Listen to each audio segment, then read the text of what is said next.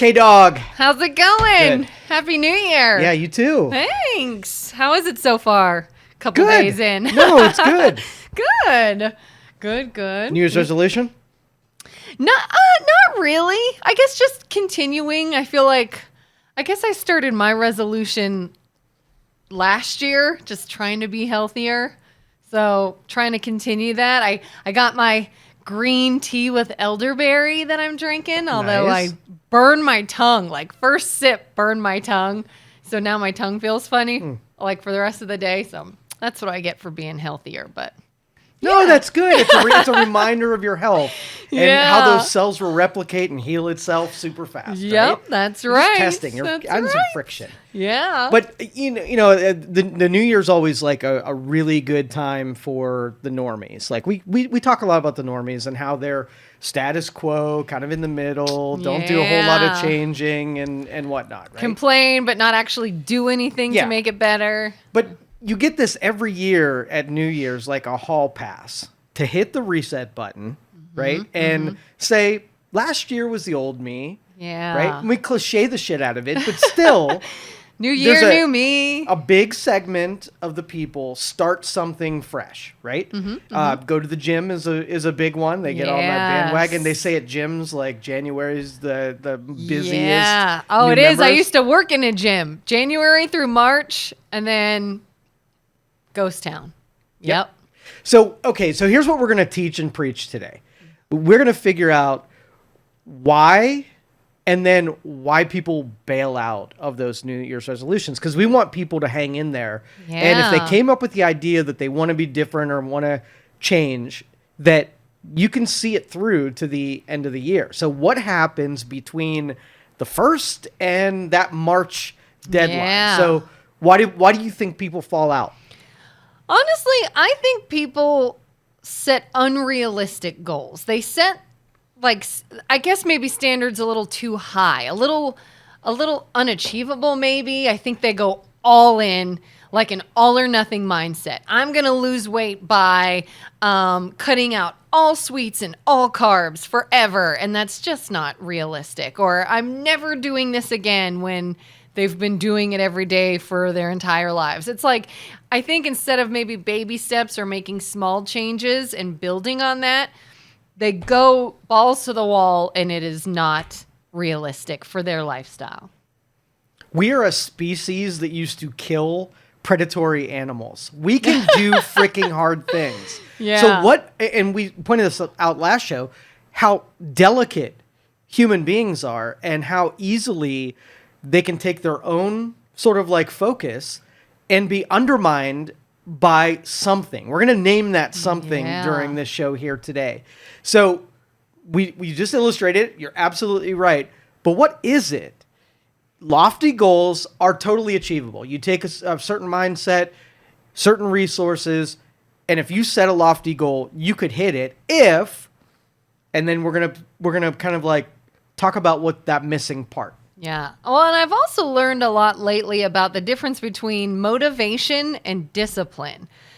Motivation is a feeling, discipline is an action. Yes. Because we all get motivated, January 1st or maybe even December 31st, and it's like, this is great, and for a couple of weeks you're motivated, but that motivation will go away. It will fade. So what's going to keep you on track if not discipline? All right, here's a Joe theory for you. Okay. I think we're fucked. I think that no matter what, I think we are. So the body's chemicals. We created this. We have this laboratory, this chemical laboratory in our brains, and the gratification and the chemicals that we get from long sustained benchmarks, successes that you get, right?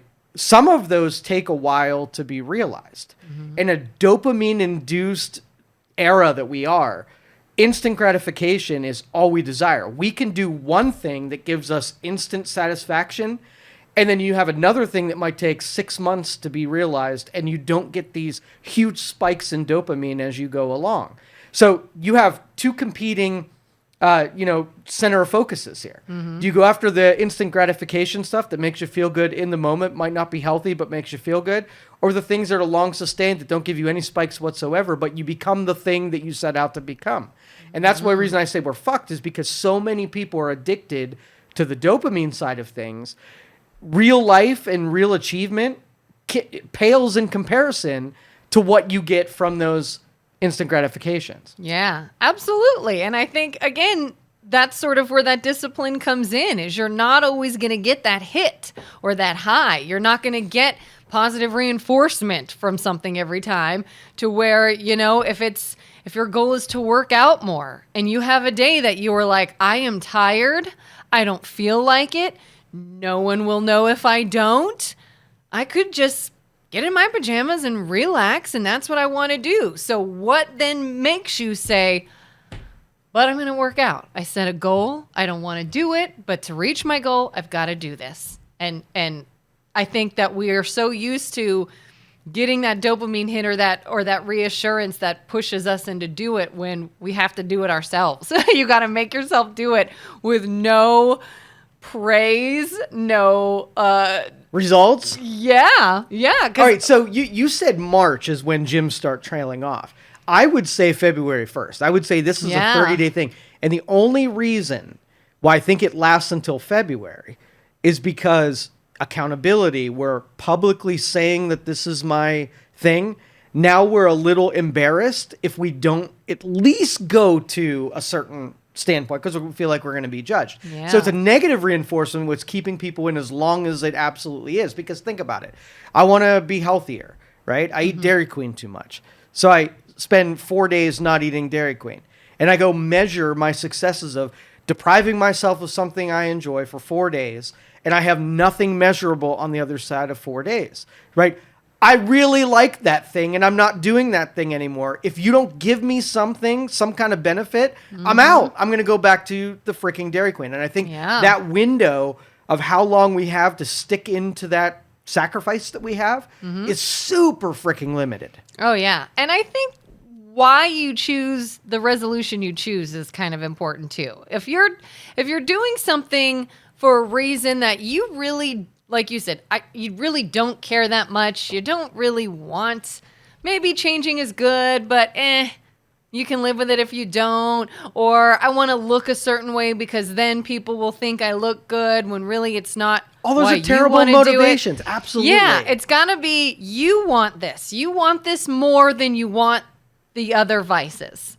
You want it for you, and if no one else was praising you for it, it's like you've got to know why I think you're choosing the resolution you are. All right, so let's talk about positive motivations then. Okay. The criticism and being judged is a negative one, and that does influence people.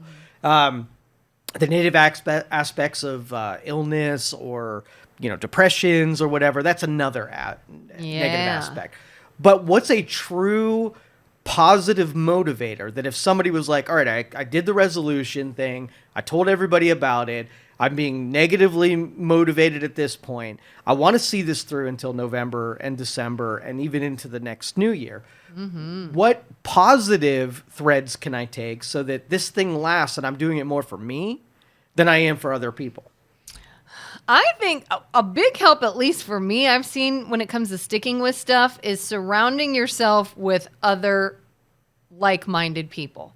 If there is something you want to start doing or stop doing, find those people that have done it too and are also sort of on this journey, and hang out with them. Talk about it with them. Share goals with them. Sort of having maybe almost this like little community or support system, I think, is a huge help, because you're going to see there's a lot more of the other side. There's a lot more people pushing against what you want to do. So if you can find at least one or two other people that are like, yeah, I'm into that too, let's do this, makes a world of difference.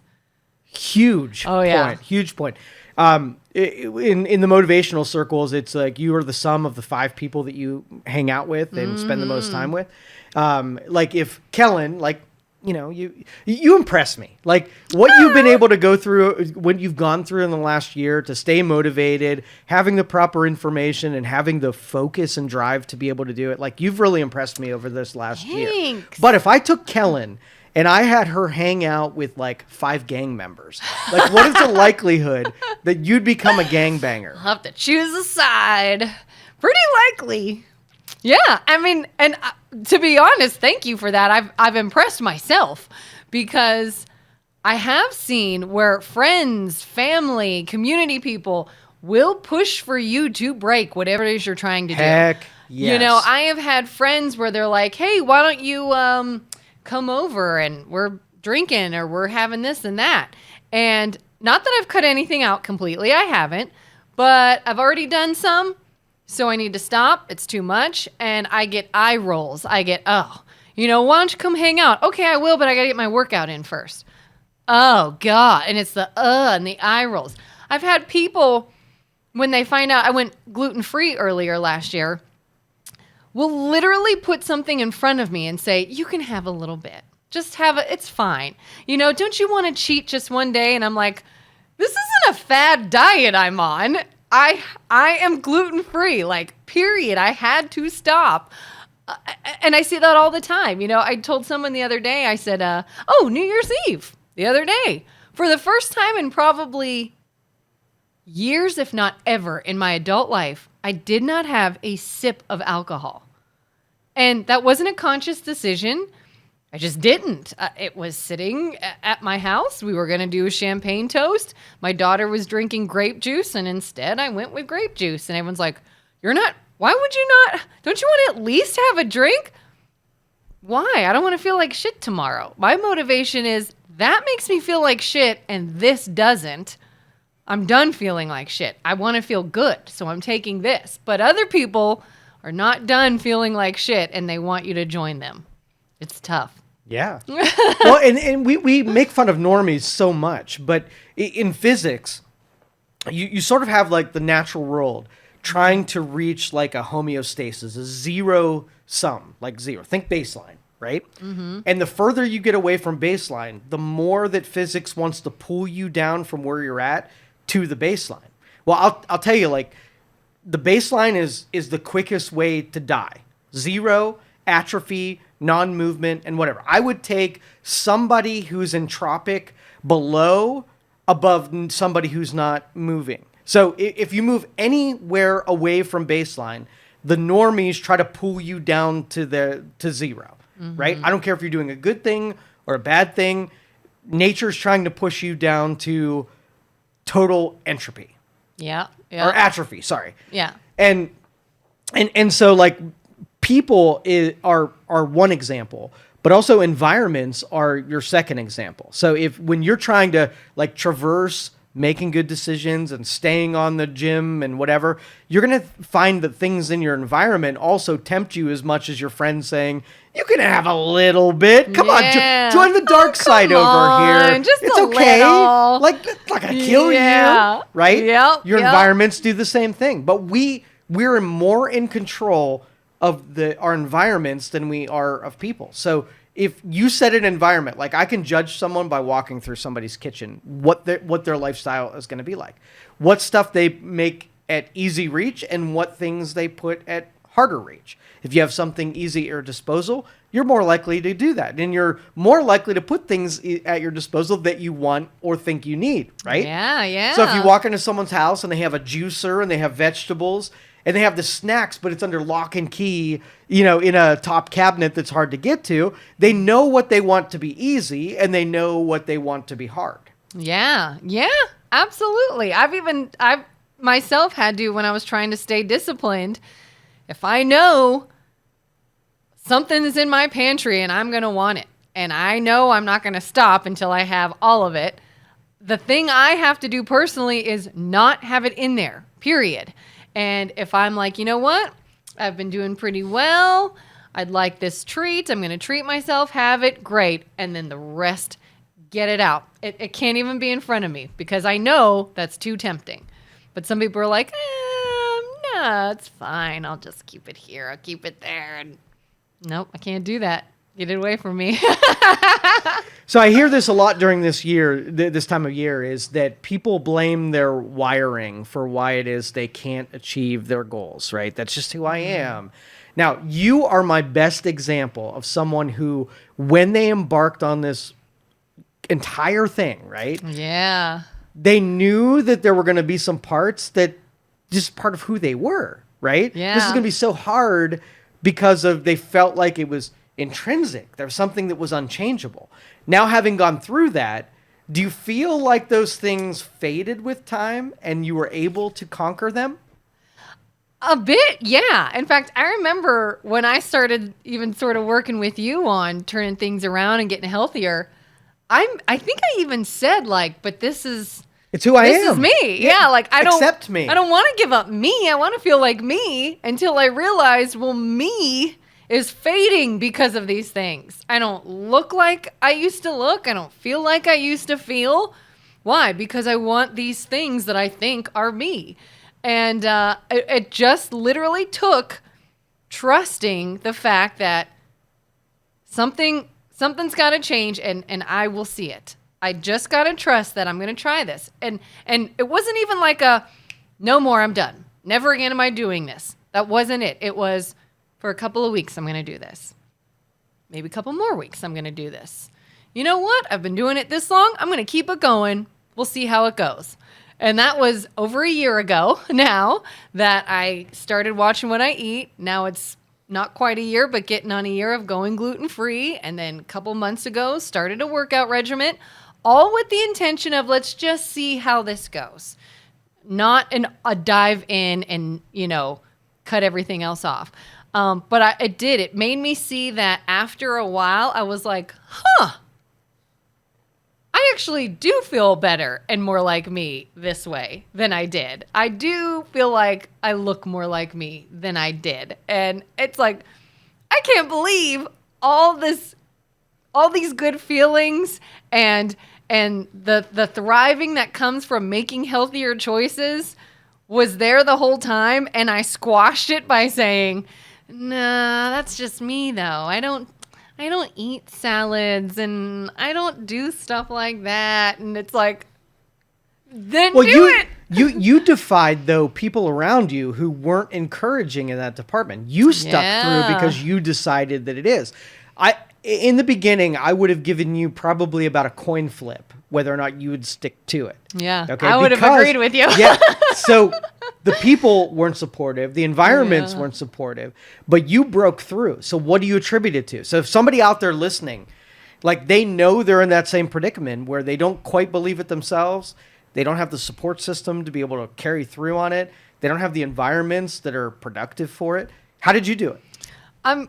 Going back again, support system is key. If you feel like but you did it in spite of it. You had a bunch of people that were tolerating it, but weren't like totally on board with it. You did it in spite of that. I still though had one or two.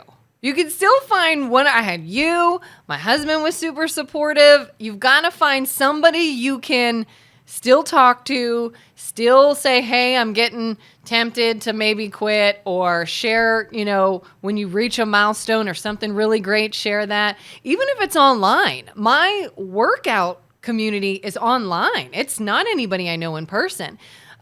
Because it was a group of women that are all doing this and all finding results. And so I go there for support. I think you've got to find at least one person that can support you. And number two is just, you got to have the mindset that you are just done. You are done with the constant, I'm going to change. I'm going to make a change. I'm going to do this. And do it. There's no, I'll start Monday, or I'll start January 1st, or I'll start when this happens. I've heard people say, well, when I get moved into my next house, we're moving, it's stressful. When the holidays are over, whenever, today, now, immediately start. Just start. You don't have to be perfect. You don't have to go 100% in. Just start and keep going and keep going. And if you backslide, all right, I backslid, but I'm going to keep going. It doesn't mean you stop because you backslid. You just keep going again, because what you want, the want to achieve your goals has got to be greater than the want to just backslide and quit. I think you're stubborn as shit, and I attribute your successes on this because of your stubbornness to yourself. Yeah. Right, and because honestly, like I think there were two things that worked for you. Okay. Number one, the information was congruent. Mm-hmm. Okay, so like when you take information for all the bad choices that people make, like there's a lot of people who say that you're a victim of it, but it doesn't pan out when you do the research on it. those, no matter what you read, you're going to have the people that say like, hey, you're totally fat and you're doing 200,000 calories a day, right? Yeah. Well, when you look at the math, it's not congruent. You can find out the logic behind it. It doesn't ever wash out. And it takes a whole lot of emotional support in order to overcome that. But when you go on the other side and you're just looking at data and measurements, you can say, I did this, I measured this, and this is with the outcome, right? And your stubbornness is like, well, all the things that make logical sense is truth, and all the stuff that is horse shit, right, accumulates in a pile. Yeah. So, one of the examples you used maybe last year's show was the Walker friend who stopped at Dairy Queen on the walk, all right? If you measured the output, how would the excuses fare versus your choices in not eating the Dairy Queen on the walk? You mean how would they compare? Eating it or not eating it? You didn't do it. She did do it. You got results. She got excuses, right? Yeah. Now, the normies will lay down cover fire for the Dairy Queen queen. I'm going to call her Dairy Queen. The Dairy Queen The queen. Dairy Queen queen, right? Like, but she had a rough life, and she had this, and it's all been the a stressful excuse day. I need You this. deserve it, right? All of those Yes. things. Even like you mentioned the procrastination, the after the wedding, after the new year, after Yeah. this, pushing it down the road so that you never have to conquer it. You took the hard quest, and you did the hard thing. And on the end of it, like, you can proselytize it. You can tell people, no, guys, look, it's not all that difficult. And as soon as you put the bullshit out on the curb, like, it's not that difficult. Yeah. And then you will see results. And that's even more motivating. If you finally get to where you're like, you know what? I am sticking to this game plan no matter what. Results or not, I'm just going to do it. You will then see the results and you're like, well, how about that? It works. You're like, holy crap. I do feel better. I do look better. I do have more energy. And then it gets better. But you started off with the setting the expectations too high. So when people go into a New Year's resolution, and when you say better, like, that's a comparative metric, right? Yeah, yeah. What does that mean? Like, maybe like one of the first ones when I got to the I want to run a marathon thing was this was probably back in the early 2000s, where I had to carry a computer server up 10 flights of stairs, and I was winded by the time that I was up the 10th floor. Yeah. And I said to myself, I don't want to be winded by going up 10 floors. That was my first execution. Yeah. Where that was my first goal that was like, can I go up 10 floors and that just be okay? And that went into a 5K, and that went into more and more and more and more, right? Mm-hmm. So how should you set expectations? So if you take you do vision board, by the way?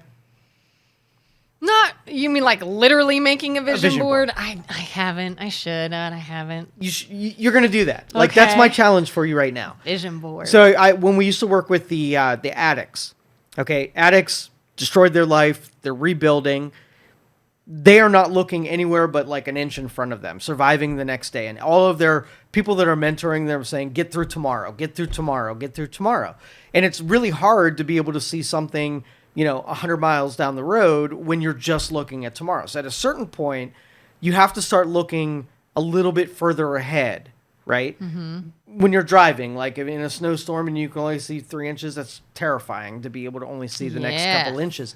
But if you can see the horizon like way down the road, you can start building things in that horizon, because there's going to be a time lapse between, like, what are you going to do when you're a preferred weight? What are you going to do when you have your preferred finances? What are you going to do when you have your preferred relationships, or your preferred profession, and so on and so forth?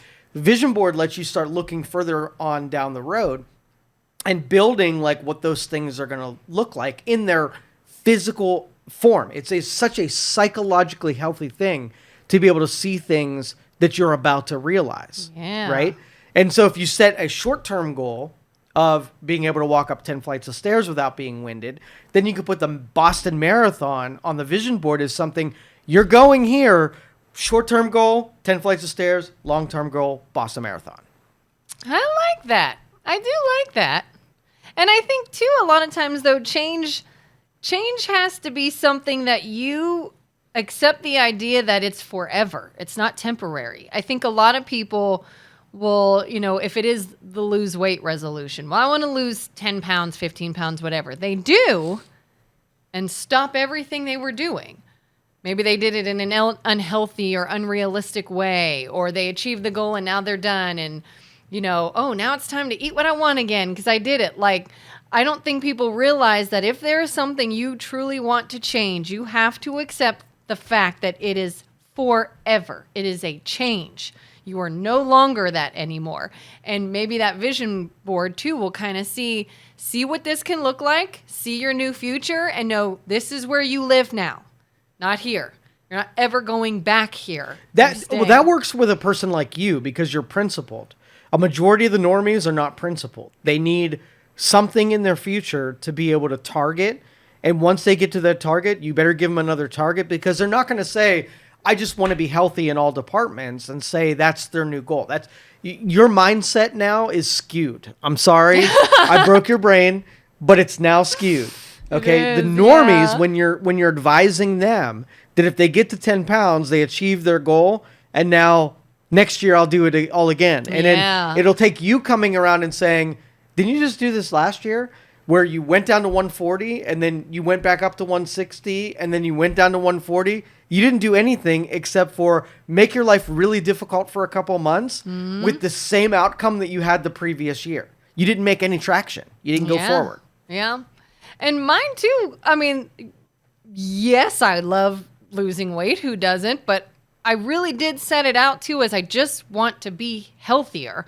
One of the things I started noticing is I would go to like my son's football game or my daughter's soccer game in the mornings and feel like total shit. Like I drank all night when I didn't. I mean, it was literally fatigue, blurred vision, just feeling down all the time. And I was like, holy crap, I didn't even like, I could understand if I was hungover feeling this way, but I'm not. This is my natural state. No, I don't want this. And the moment you start seeing that go away, like, oh my God, I got up, I got dressed, I did something with myself and went to the game because I had enough energy to enjoy the morning, was like, there's something in this. I like this. Let's keep doing this. But it's hard to get there at first. You're like, no, I'm focusing on that because so like my principle is a healthy state is a natural state, right? What your body is naturally trying to do. Its job is to digest the food that you need, take the nutrients that you give it and convert it to usable material. Neurological processes to take the stimulus that you got incoming and distribute it to the brain for, whatever you perceive. Anything that's other than your natural state would be unhealthy. Something that is deteriorating or taking something from you or making something work in a way that is unnatural is all unhealthy state material. So if you just say your center line is I want to be as natural as possible. I want to give my body what it absolutely needs. Then you can always measure what you're doing by, if you're eating a banana, right? You can say, I'm eating this banana because there's potassium in this banana and my body needs potassium. I'm giving my body something that it needs. If you're eating a Dairy Queen and you say, what is the Dairy Queen giving you? You can't say that this is a necessity for what the body needs. So I need to run. I need to think. I need to have friction. I need to have relationships. I need to have all these things because the natural state requires it. And anything beyond that is sort of like a luxury. Yeah. So if you're going to constitute some kind of luxury, it would never be in the form of something that is toxic or poison or detrimental to you. It would always be in sort of like a reward of some kind. Like you're doing something you normally do, but you're still getting something out of it for a positive reason on the virtue side instead of a negative side on the detriment side. Yeah. And I think another thing that helps too, which is funny, working with you, I think has made me this way. I've always been the more emotional one and you're the more logical one.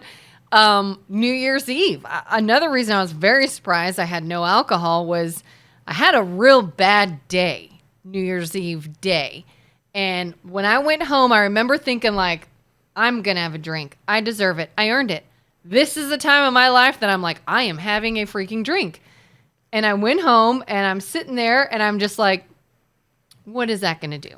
What is that going to do? Nothing. You might feel better for a few seconds when, the dopamine increases in your brain. But ultimately, dude. Ultimately, it will plummet and you will feel worse. And so I told myself, all right, I'm not going to have a drink right now. Later. It's New Year's Eve. I will later. My husband's like, yeah, at dinner, have one. We go out to dinner. Waitress, what do you have? I'll have a water. And I drank water. I'm not going to have one right now. I'll have one later. We get to later, almost midnight. You're going to do a toast? You know what? I'm calmed down. I feel better. And I know that alcohol will do nothing but ruin my sleep. And I will feel like shit tomorrow. I've gone all day. I've gone this long. Nope. I can make it till midnight. I don't need that. And I didn't have it because I kept the logical reasoning in mind. What is actually going to happen if you have this? How are you really going to feel? And is it worth it? And I'm like, not worth it. Nope.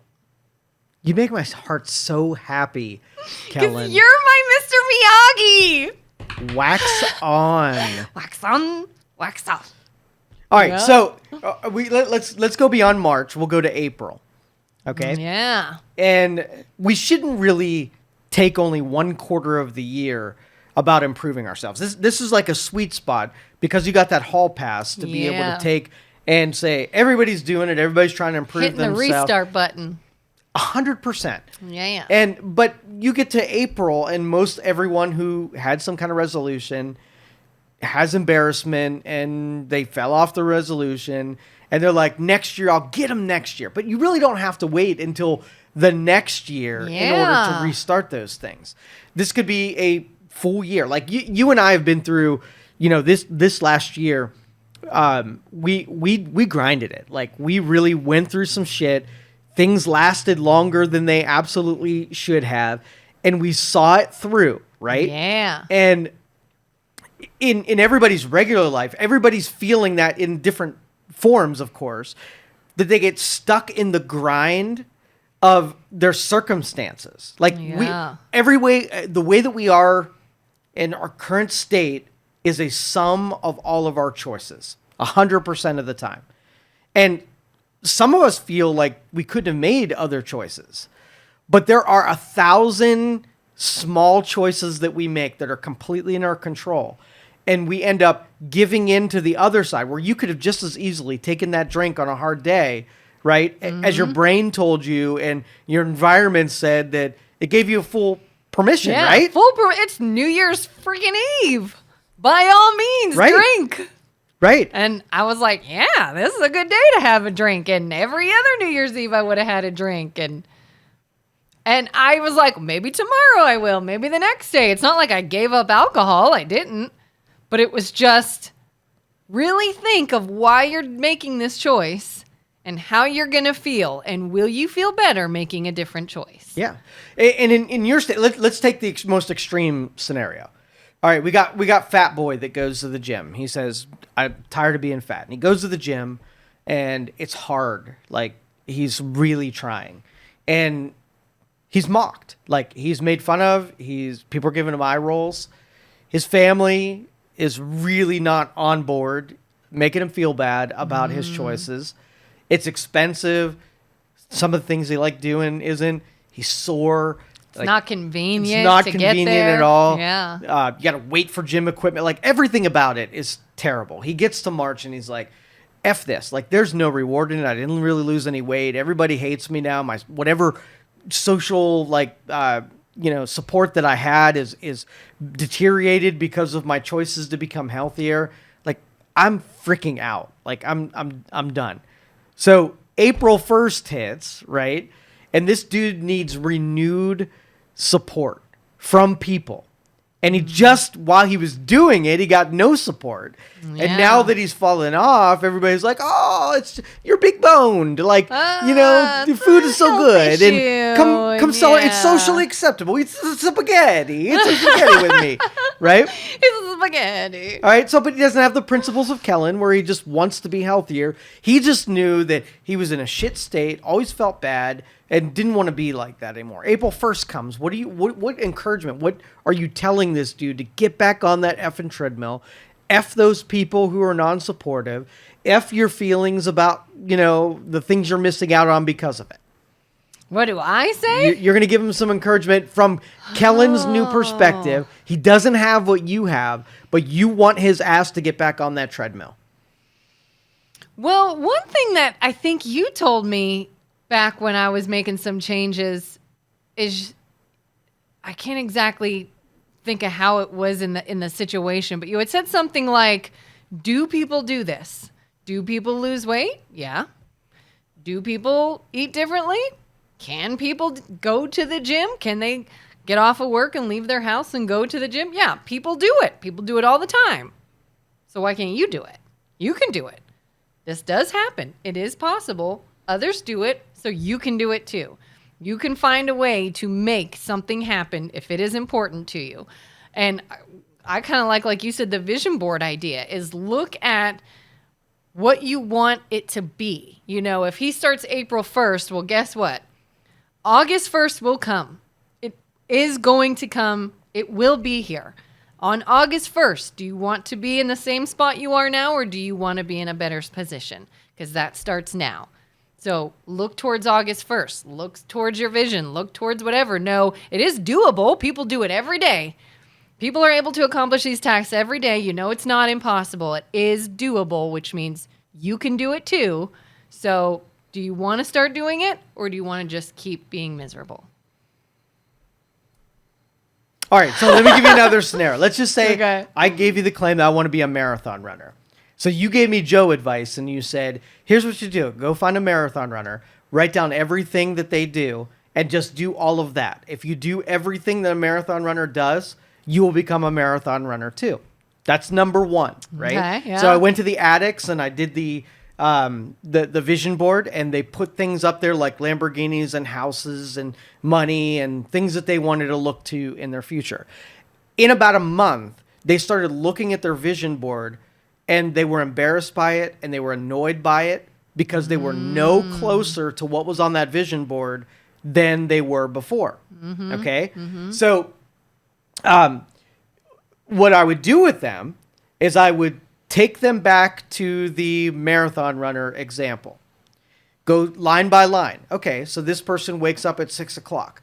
And I say, what time do you wake up? 10 o'clock. What time, this is what they eat. Okay, what did you eat? How many miles they run a day? What did you run a day? And what you'll find is that they took everything and they permissed some of the ones that they didn't want to do, and they eliminated those ones, right? They took the ones that were low-hanging fruit, and they added those ones. So when I'm doing the accounting for which ones they chose off of the list, they took the ones that they felt were doable and they were willing to compromise to be able to achieve. Well, that doesn't mean that's the end of the story. Now we got to go figure the ones that they decided not to do. Like, why did you pick 10 o'clock instead of 6 o'clock? Now it's the beginning of the vision board of finding, like, you got two personality types. You got the martyr, which you're the martyr. And Wait, what? You're the martyr. No, You are the martyr. Disagree. And then you have the excuse maker. The martyr and the excuse maker. I would totally see me as an excuse maker. You're not the excuse maker. Had you not just gone through this whole process for the last year and a half, I would have called you an excuse maker. You martyred yourself. And the reason I take the two personality types is because there are people who will, to an end, once they decide something, everything else is dead to them, right? They will go to it out of spite, out of, complete ego, out of whatever reason they picked. They will go to the hill on whatever they decided. They will never double back on who they are, and they'll achieve that goal. And then the excuse maker is already from the beginning looking for a reason to bail out. All right. So, hey, you want to do something this weekend, right? And the martyr will arrange themselves around making sure that they hang out with you. And the excuse maker will say something to the effect of giving themselves an out from the very beginning. If I'll ask my dad, or, I'll see how things go, or I'll call you a little bit later. That's how you can tell, what type you're dealing with. The martyr will do what now? They will arrange their entire existence around the achievement of that goal. Okay, so they will make sure there will be something that comes up that makes it inconvenient to meet up with you, and they will arrange themselves so that they come through for what they said to you. All right, I sort of do that. Yeah, for sure. I will say that is me if it's something I really want. That we're talking about your real goals. Yeah, everybody really has a little bit yeah. of those personality types, but when it means that their primary sort of like, their primary identity is somebody who will go to the ends to come through, or make an excuse and make it not their fault. Those are the two. So anyway, back to the example of, someone deciding that there's a couple 5 or 6 things that they really are not going to compromise on. They're not going to do those things. They're not going to be the marathon runner because they skipped those 6 things. So when you go back to it, you got to reassure them that their vision board shouldn't annoy them. It's just a reminder. On a day you decided something, and that's a reminder to the future you that that's still something that you want. Mm-hmm. So you go back to the board and say, do you still want a Lamborghini? Do you still want a big house? And do you still want a lot of money? Yeah, for sure. The only thing that's annoying you is the things that you skipped down that list of things that you were willing to do on the day, but really proven out that those things you were less likely or less willing to do as time went on. So take maybe you did 4. Those were your natural priorities. And then take 1 of those 6 things that you skipped. Could you wake up early? Could you run a mile? Could you eat these certain things? All right, well, the next one that's easiest to hit is, I guess I could wake up. I mean, that's an easy one for me. So that's your next vision board thing. Now it's no longer money, Lamborghini, or big house. It's, can I set an alarm for 6 o'clock and spend the next 6 months trying to hit 6 o'clock? Right? So baby steps. Baby steps, right. Absolutely. Yeah, so major vision board is long-term. And then we're using science to kind of like pair out or parse out the things that are easily achievable. And what's left on the list are a little bit harder. And now if you had a friend that wanted to stop or start doing something, and they took the low-hanging fruit off of the list, and now the ones that are really challenging to them, now we have something to work on together. Mm-hmm. If waking up early, dude, can I call you at 6 o'clock and help you wake up and get the support on something smaller? I'm not going to help you buy a big house. I'm not going to give you a Lamborghini, and I'm not going to help you come into a bunch of money, but I for sure can help you wake up at 6 o'clock to knock that one off of your list. We both get dopamine, right? Yeah. Because not only like I'm helping you wake up, but I'm getting the same dopamine as if you waking up at 6 o'clock and striking 6 o'clock off of your freaking list. Yeah. Yeah. And I'm a huge supporter of baby steps. I think people will sabotage themselves if they try to go too hard, too soon, too much, too fast. When you were talking about, they would get discouraged or get angry at their vision board because they feel like they are no closer to it. I almost would say, well, let's look at it. What are some steps that you have taken? Well, I've only done this, and a little of this. That is still 3 more than you did before. Hell yes. So you have gone closer. It may not feel like it because, like you said, vision board is big picture. So maybe you don't think you're any closer, but those are 3 things that make you closer. You are absolutely closer than you used to be. And none of the normies have knocked those 3 things off of their list. You are ahead of tons of people. Yep. I have another friend of mine. She was sort of on that same bandwagon of, I've got to lose 10 pounds. I want to lose so much weight. I want to do this and that.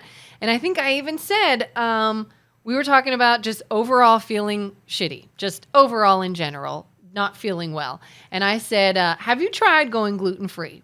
Just to see. And I said, because sometimes, even if it's not the gluten bothering you, sometimes just changing your diet to avoid gluten sort of,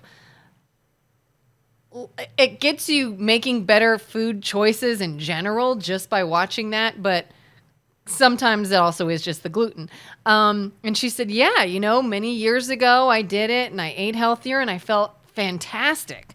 But then, of course, I fell off the wagon and I went back and I haven't done it again. And I said, so why don't you do it for 2 weeks? Leave it at that. 2 weeks. No more, no less. 2 weeks. Call me every day if you want and say, here's what I ate, or I need help with a meal idea or something, and I'll help you. And I said, don't say forever. Just say a couple of weeks. And the moment something became inconvenient, oh, well, we were going out of town and we needed lunch. So we went through McDonald's and I'm done. And I'm just like, you knew you were going out of town. You couldn't have packed your lunch. You couldn't have got a salad somewhere. You couldn't have, you knew there were steps that you could have put in place to not be done. Those are the excuse makers. They are looking to fall off the bandwagon, and they looking to make it not their fault. 100% of the time. Oh, things got inconvenient. Things got difficult. That was plannable. You're keying in on that because that is a majority, and people will fight you on this. The victim mentality of people that this stuff is out of their control is complete horseshit, and you know it because you've been through it now. Yeah. And that's what I'm saying. I've been doing this for 20 years. You've been doing this for what? 2 years? Maybe almost 2 years. Almost 2 years. And so you have a fresh perspective on things that you didn't think were possible in the beginning, right? Actually, maybe a year and a half, if that. Things that might be possible. Because as you do it, like you said, gluten, once you do that thing, you're different chemically. Your biology has freaking changed. So if you think you can't do without pasta and beer and NFL football, you get 3 months down and you knock a couple of those things a list. When you redo the vision board, you're looking at it with a brand new brain and a brand new biology at that point. Yeah, absolutely. I mean, I can remember it was November-ish of 23, I think, is when you and I were started, and I said, I'm going to start eating better. I'm going to watch carbs. I'm going to prioritize protein. I'm going to start measuring the grams of things. I'm going to look at dietary fiber. I'm going to do all that. And I did that for it was 1 year, November of 24. And I'm still going. Lost 10 pounds doing that alone. That's all I did. I didn't give up alcohol. I didn't work out excessively. I didn't make sure that I never ate sweets again. All I did is watch one thing for a year and saw the benefits. Then the following May, I was like, God, I'm really thinking there's something to this gluten. My daughter has celiac. I'm not feeling great all the time. I'm getting bloated all the time. You know what? Here's another small change. I'm done with gluten. I'm just done. And it wasn't starting Monday. It wasn't after I eat this meal because I really love it. It was just immediately I'm done. I'm not eating it tonight. I'm not eating it tomorrow. I'm just done. And that was May of 24 and immediately saw results and started feeling better. And so then it was like, okay, now I need a workout routine. I know me. I'm not driving to the gym in the winter when it's dark out and the traffic sucks. I'm just not doing it. But I can do something. So if you hit a roadblock and you hit something that you're like, God, this is just really, really big of a hurdle for me. Okay, do something else. What did I do? I signed up for online personal trainer, community support. You can do workouts at home. Easy peasy, made it inconvenient. Couldn't make all those excuses anymore. And you do that. Maybe I go to a workout and I'm like, I'm tired. I'm sore today. I'm not feeling it today. I'm not going to lift very heavy. Maybe I'm going to do a fewer reps. Fine, but do it anyways. Show up and do it. Do something anyways. Keep it going. I feel like I went on a tangent there and lost my way. Well, this is insight into the human psyche for most people. And you're on the receiving end of it after you've done it and made the commitment. There are people who still believe that pasta's necessary, sugar is necessary, sodas are necessary, and they can't see themselves in you. So there's and I want you to kind of do your best to describe. Let's get in a time machine. I'm going to gun into 88, and you're going to visit Kelin on one of the conversations where the things you thought there's no way that you could do or give up, and how you're feeling about that. Yeah. And today's Kelin to be able to whisper in that Kellin's ear and say, no, dude, this is how I really feel today, and it's in real life. I remember, and I think I even said this to you, I remember saying and wholeheartedly believing I would rather stay the same. I would rather maybe not feel great, carry a few extra pounds, deal with all these health issues, than cut whatever out of my life. Cut these desserts out of my life. Cut pizza out of my life. Cut whatever the thing was. I would rather sacrifice a bit than get rid of that. I love it too much. And today's Kelin would be like, now you're down. It's really not that great. Trust the process. Trust it. Don't say you're cutting it out. I'm not cutting it out forever. I'm cutting it out for a little bit, just a little bit. Or I'm not cutting it out. I'm having less of it. I'm just going to have less of this thing, less than I've been having. And when you start to actually see, I'm actually unbothered. I don't need that much of this thing. I don't need to keep having that. I'm actually feeling better about it. And trust the fact that you really are not that. It is not you. It is not a part of you to have a food or an item or a habit that doesn't make you you. You can still be you, but feel better. That's a crutch, and you can get rid of the crutch. All right, let's prove that outside of eating and weight and health, that we or physical health, that we could talk about this same exact thing financially, relationally, spiritually, all the rest of them. So let's go to finances. Okay? Yeah. Let's use the same logic for finances. There are people that set a New Year's resolution that they don't want to always be in financial peril. Yeah. And I will say the same logic. You are a sum of all your daily choices. Every day you make financial decisions. Yes. And really there's the same and with physical health is that you make these little compromises in the day where you feed these little impulses that make you a million small bad decisions that lead up to what ends up being the end of the year. Like, how do I make this much money and have no money? How is it that the money goes out and never seems to come in, right? It's because of a million different financial choices. So your thoughts. And like you said, impulses. Impulses, I think, are so big. When you see something and you impulsively want to buy it, you didn't put any thought on, do I really need it? What am I going to need this money for later? Is that something I could really use? If I had never seen this ad pop up or this thing pop up, would I have even thought about it? Because it's not something that I truly needed in my life, but you wanna buy it anyway. But it's spaghetti. So spaghetti served the same thing as buying that thing. You fed an impulse, and you know that like eating one square of chocolate isn't your undoing. It's when you do 100 days in a row of eating one square of chocolate. Yeah. Same thing with impulsive purchase. So give me some logic here, and I'll share mine with you as well, on like a rule, a principle of does it mean to make a good financial decision. I found for me, if I feel like I want to buy something, I need time to think about it first. I'm not going to just be like, oh, I've wanted one of those, I'm buying it now. If you really want it now and you really could use that now, then you'll feel that way tomorrow or you'll feel that way next week. So wait. Don't act on impulse. Look at other data. Slow yourself down to make an actual educated, good decision and see, is this impulsive reaction making me feel some kind of way when I'm acting? Or is that truly something that I think is worth my hard-earned money? And if it is, I'll know that in a few days or in a week. I'll feel that way then. And if I don't feel that way, if I think, oh yeah, that's actually kind of cheap and I don't even really like it anymore, then thank God you didn't throw money at it at the time. All right, let me get, this is going to take some work here. Okay. Because that's flawed. Okay.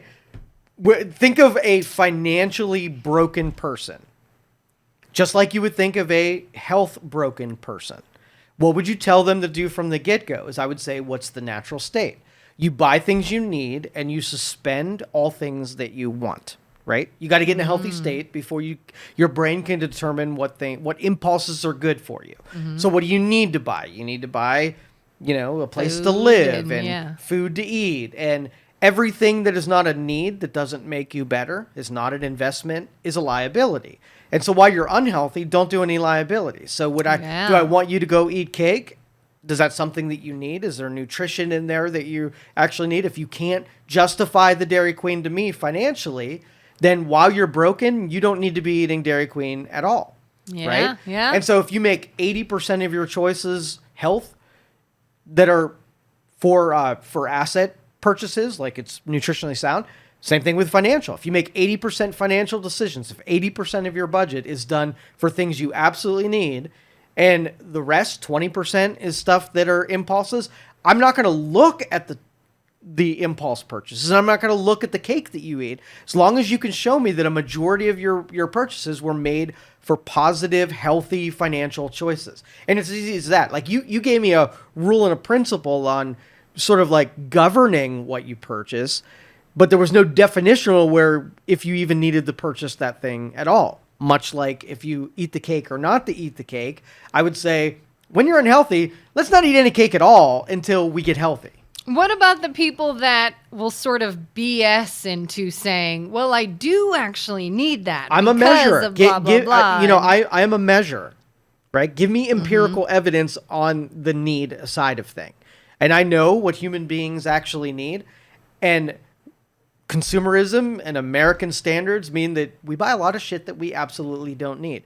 And, think of the auditor that follows you around, where you say you get unhealthy, or you say that you want to get healthy, and the auditor follows you around and basically tells you if the thing you're doing is healthy or the thing you're doing is unhealthy. Financially, it's the same thing. The auditor is going to say if it's something that is adding a net value to your financial future. So if you're buying a stock, it's different than if you're buying a lottery ticket, right? And the auditor is going to be able to give you unbiased. So have that auditor follow you around and say, this thing that you're buying, right, is a stupid liability or a smart asset. And it's as simple as that. You could bullshit your way to yourself, but you can't bullshit the auditor. And that's another reason why I say, back when I say someone's got to have a support system. If it's just one or two people, you've got to be honest about knowing where your hangups are, knowing what your excuses are, knowing what your habits are, being honest with someone else that can keep you straight and not going it alone, but being like, hey, I'm about to spend money on this. I'm about to do this. I'm about to eat this. I'm about to whatever. And having someone that is going to look at that objectively and be like, it's not good. It's not a good decision. You're going to tell yourself it is. You're going to rationalize it. You cannot argue the spreadsheet. Yeah. You can't. Yeah. And so I'll give you an example of I'm beholden to every spreadsheet. I don't make a decision without consulting whether or not this is a net gain or not.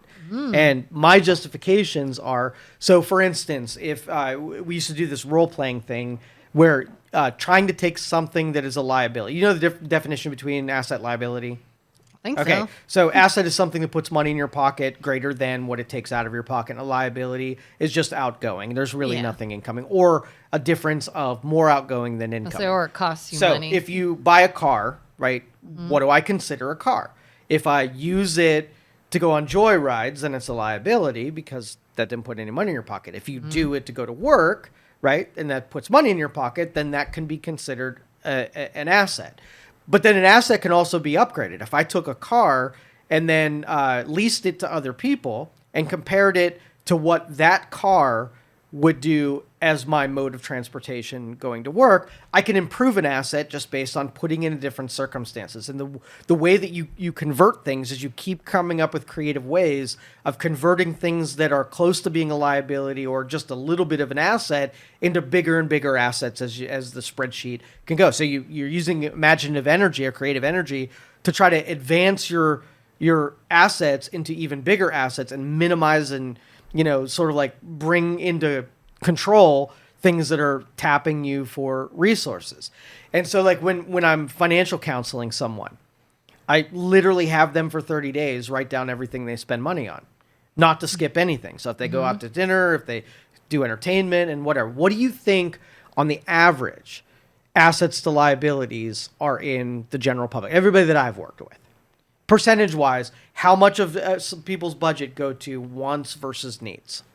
Oh, God, I'm sure it's a ton of wants.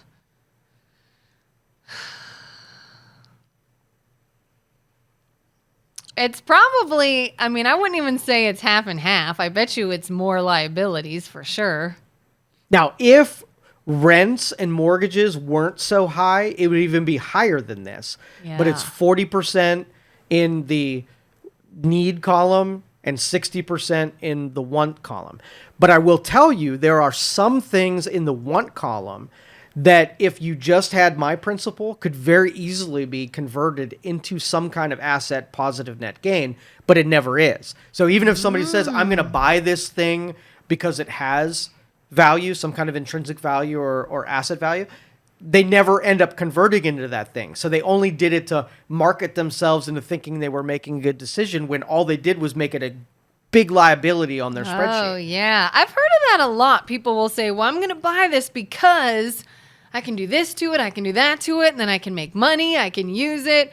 But they don't. They don't follow through until, now I'm selling it. Here's the formula in mathematics on it. Okay. Okay, so I use I ever give you the example about mowing my grass? I don't think so. Okay, so if you have a landscaper come to your house and mow your grass, right? Mm-hmm. That would be considered a liability, right? Somebody's mowing your grass so that you don't have to. The way to convert that to an asset is while they're mowing the grass and the time that you could picture yourself out mowing the grass, how did you reinvest the time that you got by them mowing your grass over here? If it cost you $50 to mow your grass and you went over here and worked a half hour on something and either saved yourself money or made yourself money in that same half hour, you can convert that to an asset. Okay? And if they're like, honey, I want to tell you, I'm going to get a landscaper so I can make more cash, right? Yeah. And she was like, yes, do it. That's a great idea. And then the lawnmower is out there and you turn on NFL, right? And you're watching a football game. You sold it as something that could have been an asset, but ended up just being a stupid liability. And that's what people do on their balance sheet is they'll sell themselves on it, but they won't come through on the savings because of laziness or procrastination. Yeah, like I'm going to spend money on this because it'll save me time to focus on my work.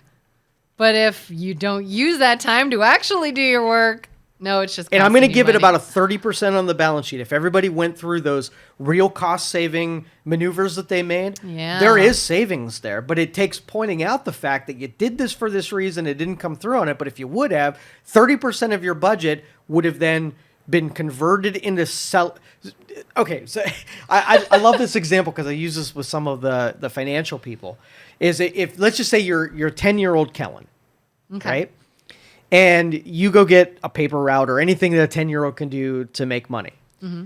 And everything that you make on your paper route, you're going to put into an asset. And you can spend anything that your original investment makes, you can spend on whatever you freaking want. You can just go lavish as whatever. So you take your $100 and you buy something that goes up in value, and whatever it goes up in value by, you can spend the revenue, the residual off of whatever you spent. And if you did that at 10 years old, by the time that you got to 50, every dollar you would have made went into an asset, and the only thing that you're spending is whatever residuals came off of that original asset. If we taught 10-year-olds to do that right now, they would never end up spending their paycheck. It would go in, and they set a rule from the time that they were young that the only time that you bought a want was stuff that you weren't accounting for. And then what would happen is that priming, that asset purchase would grow so big, your residual would get so big, right? You would not be able to spend as much money as that thing threw off. Think about every American only spending what came off of their investments of their assets. So tell me if I'm following this right. Yeah. We get an email every month from, I guess it'd be our mortgage broker. They keep us updated like once a month or so of what our home value is now. And because we built it on almost 2 years ago, and they're like, hey, here's what your home is worth. Here's what your home is worth. And you just watch it like, oh, it's worth more than we paid for it. That's good. So as long as you're in that, you can spend. If it's like, oh, it's not worth as much anymore, stop spending, so to speak. Is that kind of what you're saying? Well, I'm saying from your work product, anything that you do with your labor to convert into an asset, and the only thing that you can spend is the appreciation of value of that asset. And you do it when you were young. So like if we all put it in a savings accounts, right? So we take birthday money and Christmas money and put it in a savings account, and the kid at the end of the year gets $20 and they're like, what am I going to do with $20? If we taught people how to really invest in things that appreciated at 25% or 30%, by the time they get older, that 20 and 30% of what the assets give off is spendable on once, right? It's like free money. Exactly. And then you are tethered based on how your assets are doing and how much liability spending you were able to get. So I bought you a BMW, right? And so on the day that I buy it, it's $50,000. And I bought you some real estate and you wanted to buy a BMW, but you have to make that real estate buy a BMW, right? And so you go to the BMW dealership and you're like, how much does a BMW cost? And they're like $600 a month. And you go to your asset value and you're like, what can I do with this piece of real estate to make it spin off $600 so I can be the BMW where the asset paid for the BMW, right? So I'm like, I'm going to take this house and I'm going to rent it for $1,000. I'm going to take $400 of it and I'm going to put it into the needs part of it, which is like maintenance. Yeah, all of that kind of stuff. And then the rest of the rent, I'm going to take over here. I'm like, oh, $600. I'm going to buy a BMW with it. Well, you didn't buy the BMW. The asset bought the BMW. You just had to nurture the asset or have the asset for it to buy the things that you actually wanted. So it puts the responsibility on you making positive financial decisions. And then the things that you have can be celebrated as the successes for smart decision making in the assets that you buy. You know, I've always heard too, they say really wealthy people tend to have one thing in common, and it's real estate or things like that they have already invested in or they have, but it's making them money. You have something that is making money for you outside of like your 9-to-5 job. It's something else that's sort of working itself, so to speak. I've even thought about doing that. Like when we sold our last house, I was like, do we want to like try to rent it out and keep some money coming in from it? But ultimately it just seemed like a lot more stress than it was worth. But I always wondered, is that something to maybe get into? Well, when I say asset, like it could literally be anything. Okay, so houses are very popular because it's easy, right? It's accessible, and it has the best chance of appreciating. So someone who's doing like stocks versus a house, it's all the same to me. All right, I look at a house and say, okay, if I own real estate, then I'd have to insure it. I'd have to maintain it. I'd have to deal with tenants on it. Like if I'm good at all of that kind of stuff, then that's the way to go. If I do stocks, then I have to maintain it and I have to pay attention to it and I have to make sure that it's all the same logic when it comes to nurturing an asset, is making sure that I don't stop paying attention to it and make it a negative asset where it doesn't destroy itself because of my lack of attention. Yeah. So really it's whichever you're better at paying attention to. I know a lot of people that get into real estate that never should get into real estate. So in of itself has characteristics that line up with a lot of people, and that's why it's very popular as an investment vehicle. But there are thousands of different things that you can buy into, secure money into, and have things that get money that gets thrown off of it that you could then satisfy all of your wants. But the logic of making sure that the product of your labor that you sacrifice doesn't go to wants, because I mean the middle class, those normies in the middle, they're all destitute. They're all paycheck to paycheck people because all they do is invest heavily into liabilities and very minimal into assets. Oh yeah, I remember back in, it was like 2020 or 2021. Remember when the government around COVID time was giving a lot of money away? everybody got money. I think if you had like kids, you got so much. If you were this, you got so much. It was literally, they were handing out money to people at the time. And it was a huge blessing for us because we so happened to be coincidentally living in a house that had a lot of problems. Like everything broke, the foundation cracked, windows broke, like all this stuff at one time. And we would have normally been like, oh shit, like this house is falling apart. This is going to cost us a ton of money. And literally all of that money we said, let's fix up this house and get out of it. And so we did, and it worked out. Well, I had a coworker at the time. We were talking about money, and she's like, you know, I got to ask, how do you guys have the money for this stuff? And I explained to her, I said, well, when we come into any money, we use it for something we need, or we pay something off, or we get rid of something, or whatever. We use it in a smart way, hopefully. And I said, you know, when all those checks we just got from the government, what'd you do with it? Blew it. Bought a motorcycle that we then had to sell because couldn't keep it after a while. We bought this, got nothing from it. Yeah, like literally blew it all. And I was like, well, how did that work out for you? Yeah. And now you're screwed. Yeah. Bad decisions and impulses. I'm telling you, it's the same thing with health in every department. Every topic that we pile on this, it's going to be the same thing. You get something that could be sound, you make poor decisions, and now the sum of those poor decisions have squashed you, like you're suffocated by those decisions, and we're all going to complain in the exact same way. How did this happen to me? I feel like such a victim. How did, I gave you a choice with $20, and how did you spend it? One person put it in the bank, one person bought a lottery ticket with it. Compare the results. This person still has $20 and this person doesn't. I think the most annoying one in the finances part is if you had $100 in your hand and I said, invest it in the stock market, you would raise the concern, but what if the stock market loses value? And now your $100 is worth $90 because the stock market goes down. And I'm like, okay, cool. That's a legitimate concern. Now take the $100 and do with what you want with it. In the same amount of time, now what's your $100 worth? You're going to say zero because I blew it. So we're literally comparing having $90 at a $10 loss with having a $0 at 100% loss. And you're saying that one is worse because you lost $10 and didn't get any enjoyment out of it. Mm-hmm. So the real concern is money is supposed to feed some kind of thirst in front of you. Just like the spaghetti is pulling you in because you want it, spending the money is trying to scratch some kind of itch that is worthwhile to give all of it to it. And at the end of the day, it's worth zero. And you got to repeat the cycle and buy more spaghetti. Mm-hmm.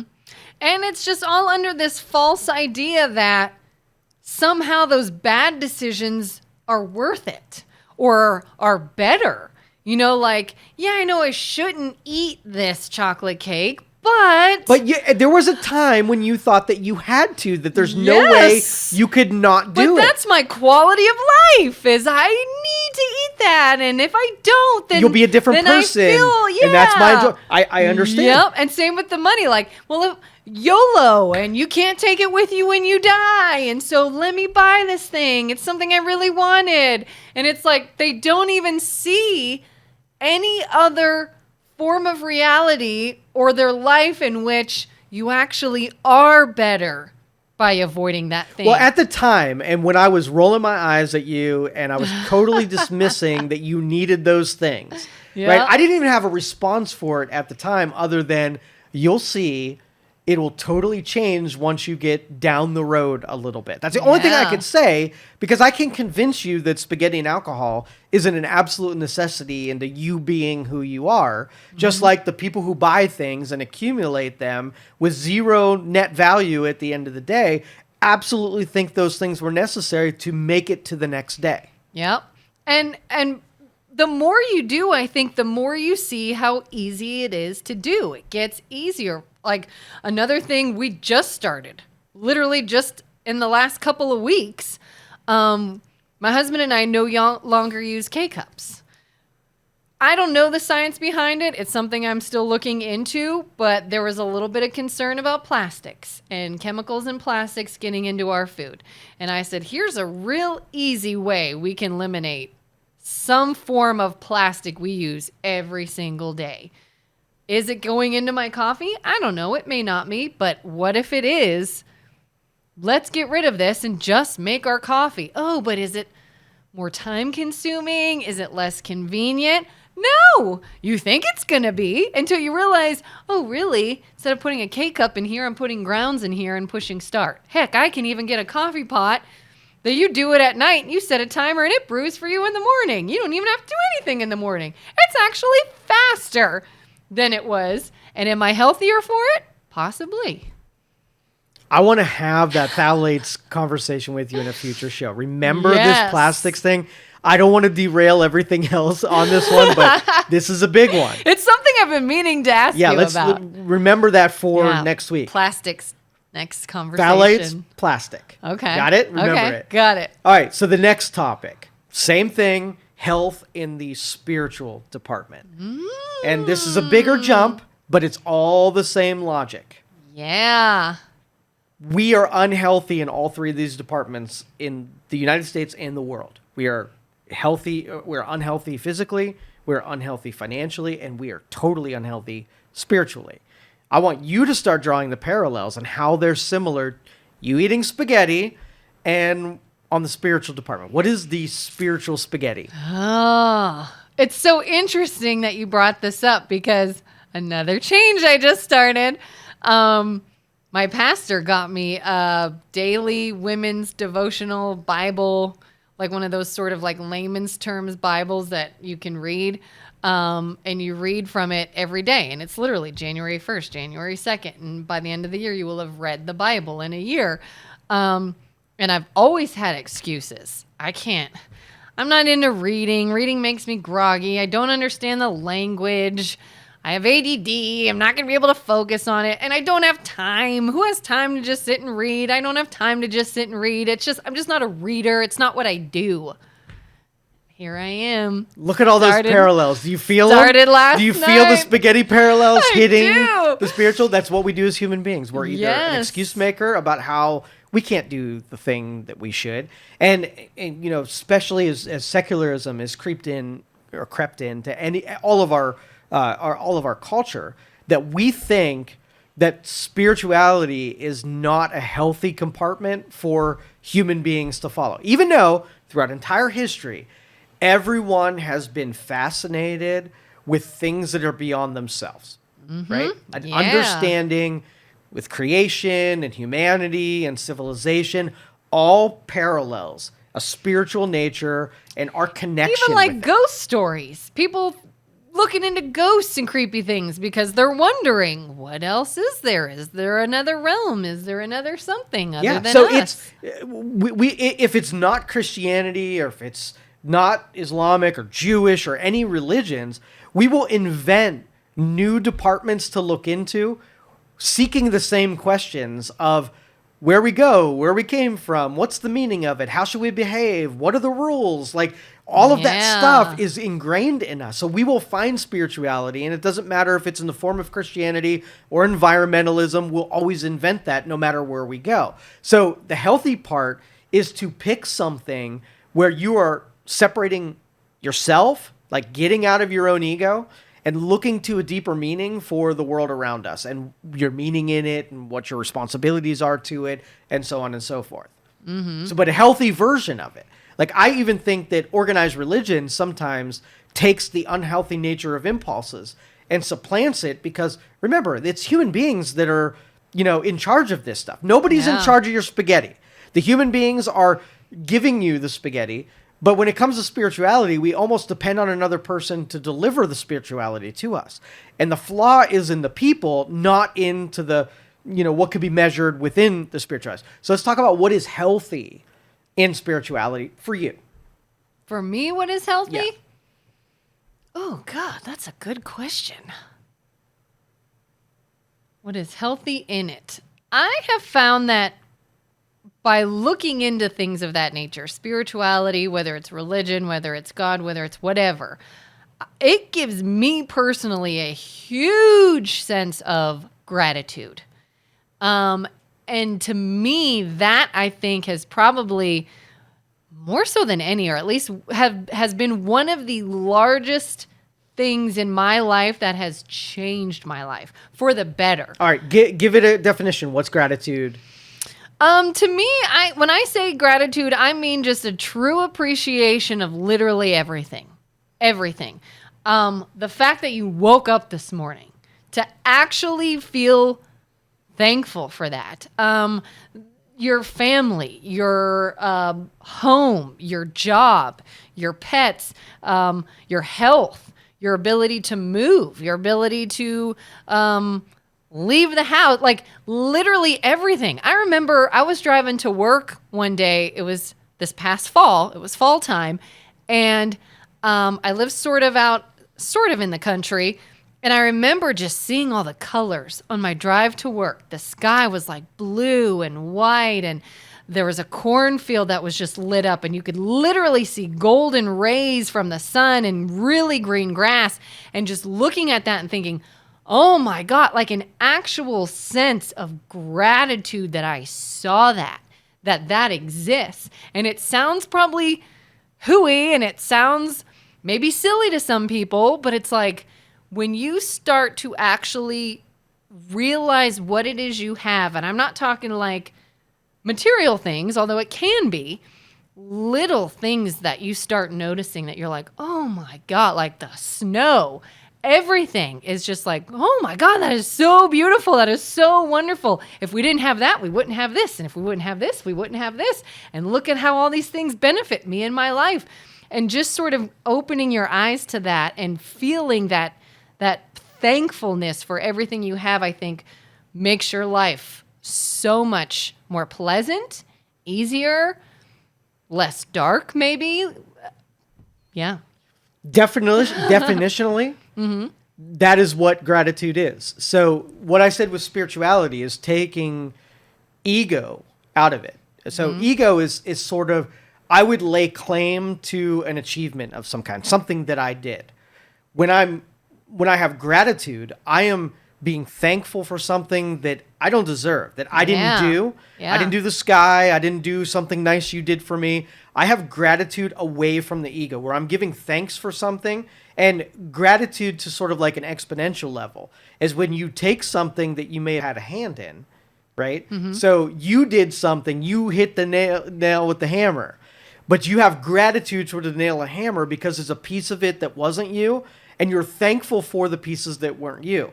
Yeah. Where the other side, the secular side, is sort of like you take advantage of as many things that you feel like you're entitled to and are because of you. And spiritualism is taking you out of the equation, being thankful for something that is completely outside of you.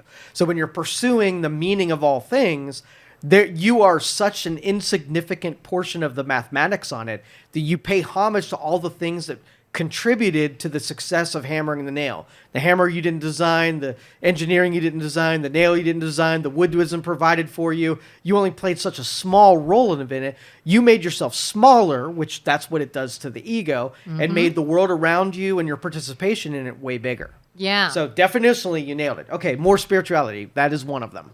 Yeah, absolutely. And like, I've never really understood how, I mean, I guess I do, but I've never super related to anyone that said they were an atheist. Like, I could see if you're questioning, maybe if you're agnostic, maybe if you're unsure, maybe you're like, hey, I don't know if there's, a God or I don't know if Jesus had these healing properties, but something that I could get. But to me, anybody who was like, this is it, we live and die, and it's all science, and we've made everything, and it's because of us that we have all these different things, and all you're doing is really training your brain to look at it a different way, so you're making things happen yourself. That, to me, is ego. That is like, you don't even get that you have these things, and it's not you, and you don't deserve it, and you didn't make it, and it exists whether you exist or not, and that means something. Like, if I drove by that field in the morning on my way to work and saw the beautiful colors, yes, that could be argued that, well, there's colors for a reason. the way light reflects off of particles and matter, and the fact that you decided to drive there at that time because you go to work, you can rationalize it all you want. That happened for a reason to me. That was given to me. Something else made that bigger than me, and I have nothing to do with it. I was just there to see it. And like that's spirituality to me. Like you said, the ego can so get in the way of appreciating things. Well, let's dismantle that a little bit, okay? Because when someone tells me that they're an atheist or agnostic, like, I don't really hold that against them, right? Because it just means to me... I get it. I just don't. To me, it means that relate. You don't know anything. And the people that are just anti-Christian and use agnostic or atheist as like a middle finger to Christianity, like, I don't even listen to it because there's no argument to be had. The middle part is nobody really knows, and the person that needs a physical sign from God to come down and say, I'm God and whatever, that's not going to happen either. So it's just an unwillingness to see beyond the physical to complete with, and that's sort of like your self-centeredism, and you want the natural world to conform to physical standards so that its job is to convince you. Like, those people are just ignorant. Like, they go be blissful. But you notice those people will literally create religion and everything else because they lack the traditional side of things. So those people will believe in things that are not Christianity, but with the same fundamentals as Christianity, other than the responsibilities the Christian give people to be different in behaviors and whatever. So it's almost like this hall pass for giving into all of your impulses without any kind of repercussions. Yeah. Right? But still the belief in things that make other people into bad guys and to feel ill about other people. So that's why I don't really give them any credibility, because nobody knows. Right. Right? Spirituality is the curiosity into things that are outside of you and sort of like making your behaviors be the best version of you. Okay? So when people argue Christian values and the people who have perpetrated in the face of Christian values terrible things, whether or not it be, children and how they were treated by people within the church, or things in the Old Testament that how dare God treat people like this, I think they're taking a superficial view of the physical and not looking into the metaphysical and the meaning behind the metaphysical. Yes. So like, what I see is like, if this is a loving, kind God, how does he let, just terrible things happen in the physical world? Right. And I don't respond to that. And I watch even people that are, theologians and people who study this and people who practice in this respond to that very badly. Right. Because, men have free will. And we're allowed to make choices, good and bad. And if we could be controlled by a God, then it wouldn't be free will to begin with, right? So you either get free will or you don't. It's not like you get to play on the bear or the distance in between. Yeah, and like you said, none of us know. We have our own idea of what's good and what's bad. How can a God let something so terrible happen? Who's saying it's terrible? We think it's terrible. From a physical standpoint. Yes, based on our experiences and our feelings, we think it's terrible. But I love those movies like Signs, or have you ever seen the movie Crash? Things like that where everything tied in. You had all these things that you thought were so horrible, and at the end of the movie you see that was horrible to them, but if that didn't happen, this person wouldn't have been saved, or this person wouldn't have been whatever. And you see how it ties in. And that's kind of how I see it, is we think it's horrible because we have emotions and we have seen things play out in our view. From the but there's a billion other views. 100%. And when you delve outside of yourself and your experiences and your perspective, when you minimize who you are and what you think things should be, and you give it up to a natural or a creator or whatever it is that you believe, you're looking at it from a lens that are like, we can't see that our cities and our towns and the people around us are the center of the universe, right? And so, okay, we'll take, somebody that died, right? Okay. You are going to be a living creature, and then you are going to be a non-living creature. Yeah. Are you going to be a living creature more than you're going to be a dead creature, or you're going to be a dead creature longer than you would be a living creature?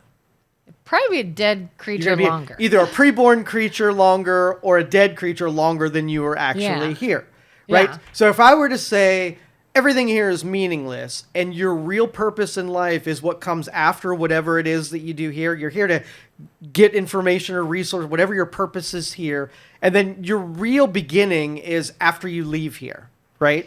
Yeah. Then whatever happens here doesn't fucking matter. And I've heard things like this is where I get so into NDEs, when people that claim to have had near-death experiences.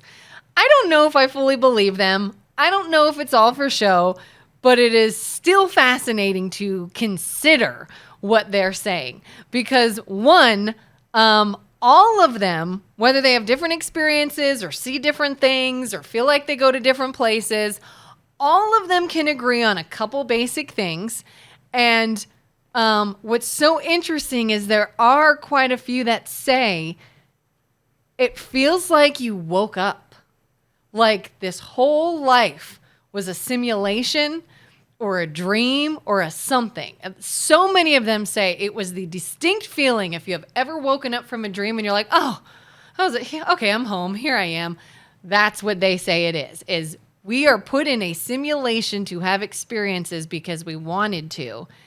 And then all of a sudden we're like, oh, that was fun. All right, so let's take ego out of this conversation as well. Mm-hmm. Okay? So we want, when we die, to go to a place, but we have all of the faculties that we have that made us proper for this existence, this plane of living, right? Mm-hmm. So let's just say your brain and all your soul, your heart, everything that makes up you is 100 dots in your brain.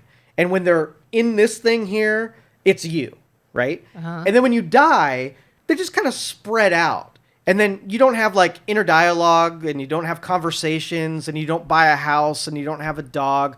You don't need all of that kind of stuff. You just become in a different plane where those 100 dots separate and they stretch out for 100 miles.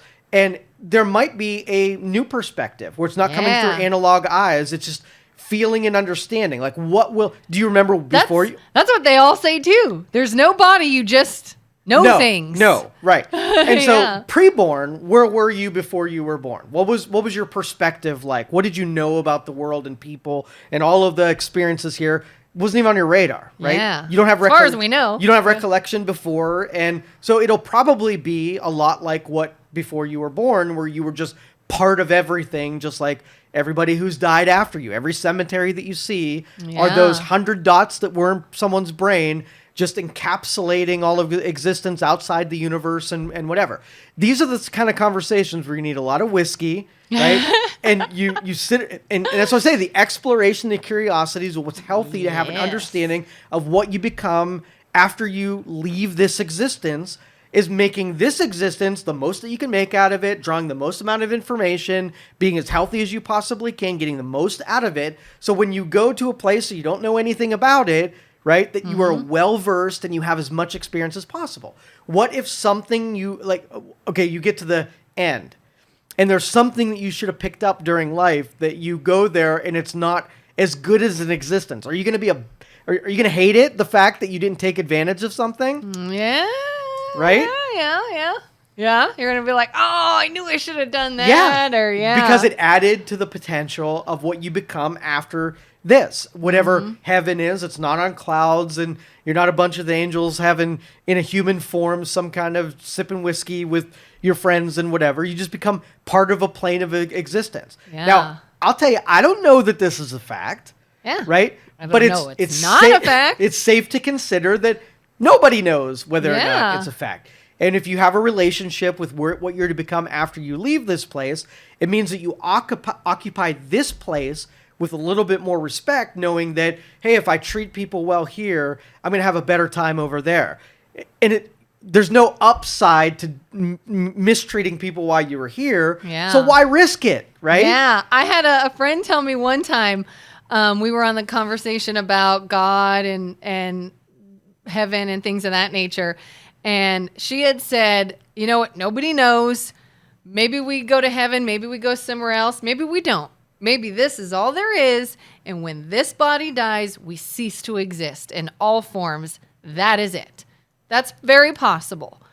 But if you choose to live your life believing in a God, in an afterlife, in that there's more after this, and you're wrong, you're wrong. What were you out? What did it hurt? Did it help your life? It may have. But if you're right, what will that have changed? You know, if you're out, you're out. You're not out anything. You treated everybody better and you followed the rules and whatever, and then you go to a place that's better than this. You still had a good life. And that's healthy logic. All right, so the other side of this, and this is the part that pisses me off about atheists and agnostics. This is the one thing. Oh, gosh. If you talk to a religious person and you say, how do you know heaven is real? They will say, I have faith or I believe, right? If you talk to an atheist or agnostic, they will tell you they know. And anybody who uses absolutes that they know something that is unknowable, right, is a false, is a liar, is a schemer. So then go and ask them how they know, right? How do they know that they're right and everybody else is wrong? Now, if you're not like, if they don't say like, well, I just believe, well, then that's fine. You're just invented a religion in a different department, and I'll respect that you go off there. But if their true thing, and a pastor told this to me in the very beginning of my religious or my spiritual journey, is that never be an obstacle to someone else's faith. Faith is about you and what you're trying to have an understanding. Agnostics try to become an obstacle to you and your faith. They just to go off and believe by themselves and to be left alone is not their first priority. Yeah. They want to throw barbs at you and undermine your faith so you believe less in the thing that you're never like, hey, you're agnostic, let me change you. But they are actively trying to change you and believe less. So if I read the Bible and think about the demons and what they'll do is they will sow doubt into your brain so that you believe less. And that's the true evil of this world. Well, I have seen people that claim to be Christians or very religious go after people who are not and try to change them and try to convert them and encourage. And there is something to be said for encouraging someone. I've encouraged people to try to go that path simply because I think that path has made my life better and maybe it'll help make theirs better. Not because I think if you don't, you're damned to hell, or if you don't, blah, blah, blah. But I think it is just like getting healthier physically. I think doing these things can make you feel better and lead a better life. Well, notice my definition was become an obstacle of your actual faith, right? If you're encouraging someone to not eat spaghetti, right? Yeah. Versus, if I were to have an atheist sitting here and they said that they had, they believed in doves, right? Mm-hmm. Now, my encouragement wouldn't be that doves are, I know, you don't know. Mine were like, well, I believe in this over here. I would sell the brand of what my feelings and why I felt so much belief in this department. Mm-hmm. And then you can counter it with your belief. But my job isn't to like take your doves and show you how your doves are wrong, right? Yeah. Don't be an obstacle to someone's faith. You can encourage and try to bring someone in you think is better, and they can weigh the information and decide for themselves. But that's what I'm saying. Like the true positioning between the two is one is they don't really have faith in their brand. They just have a disfaith in your brand, and they want you to have less faith in your brand. Yeah. And that's what you'll find in those arguments. Yeah. So I really don't have a problem with, if you go to a tribe in the middle of the Amazon and you try to teach Christianity to someone who knows nothing versus saying your religion is evil. Even if you have, without any kind of, as a kid, I really couldn't get over the fact that if somebody never had exposure to Christianity, that they somehow went to hell. I just don't believe that. I know. I've been told that too by people of other religions. I don't believe that either. I don't believe it either. I don't believe that. I don't believe if you were never taught something, you're going to hell, because they say, well, by now there are people that can tell you. And I don't believe if you are a different religion from someone, you're going to hell. And some of my closest friends who actually brought me back to religion, have said things like, oh yeah, this friend of ours is such a great person, and they're this well-known member of the community. They give and they help and they counsel, and they're such a nice guy. And it's a real bad shame that they're going to hell. And I'm like, what do you mean? Well, they're Muslim or they're whatever. They're some other religion. And he doesn't believe in God. Well, he believes in God, but he doesn't believe in this God, and he doesn't believe Jesus was this. And so it's really unfortunate that they're not going to. I believe that was the fallibility of human beings that put that in there, because that makes no logical sense. So that drives people away. So let's just say that you had the Amazonian tribe, right? That had never came in contact with any other culture.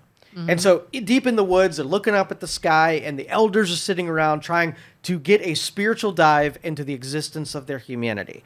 And they didn't know any of the names that we called it, and they came up with skateboard. Skateboard was the creator of the heavens and the earth, right? And because as far as like belief and faith, there is an ultimate truth that no matter what, you come to that ultimate truth. So no matter what you call it, or no matter what it is, or how you worship it or whatever, if you are seeking and curious towards that truth, you're going to come up with it, even if you don't have influences from other people. Even if you don't call it Jesus, you don't call it God, you don't have a Sabbath, you don't have any of that stuff. If you are searching for it and you come up with something like, I'm going to go outside of myself and say that something other than me created this thing. Well, you just came up with God, even if you don't call it God. You're like, hey, we should not kill other people because I don't want to be killed over there. Well, then you came up with, a biblical passage. And if you say, yeah, we probably shouldn't take John's wife over there, like, oh, you just came up with one of the 10 Commandments. And in the pursuit of finding things outside of yourself and how things to be treated, you recreate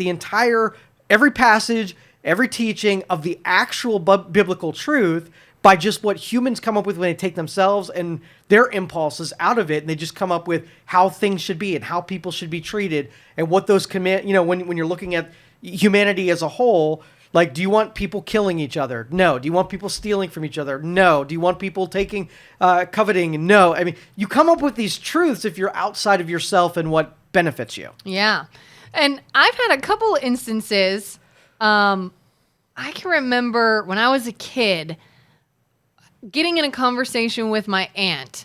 And somehow we started talking about, she was very religious. I was not as a kid. Like, I believed in God, but we didn't go to church, or I didn't read the Bible, things like that. We got in a conversation about, why do bad things happen to good people?